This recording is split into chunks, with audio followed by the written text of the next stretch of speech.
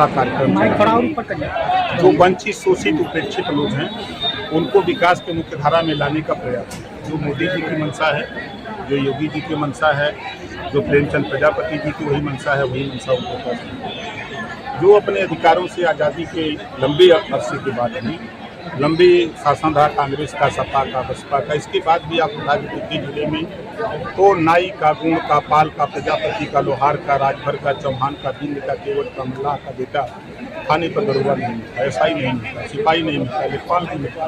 क्या कारण है? जब बाबा साहब डॉक्टर अम्बेडकर जी ने संविधान के पहले पन्ने पर लिख दिया कि समता, स्वतंत्रता, बंधुत्व और न्याय पर आधारित संविधान, भारतीय संविधान, तो फिर सबको बराबरी का हिस्सा मिलना चाहिए। तो ये लोग सोए हुए लोग थे, ये लोग सोचे कोई दे देगा।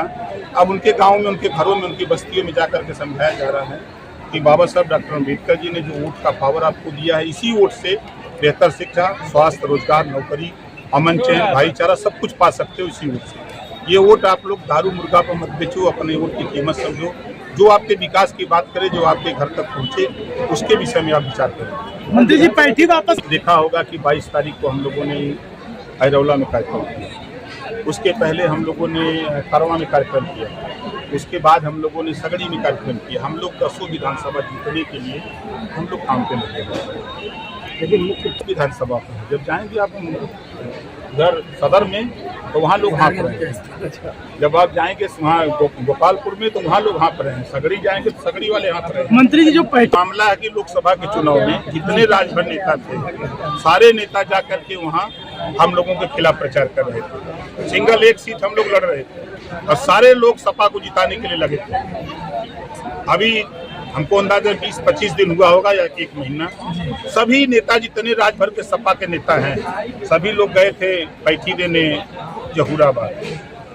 वहाँ जाकर के अब जो बोले हैं, अब उनकी भाषा तो उन्हीं को पसंद लगती है, हमको नहीं।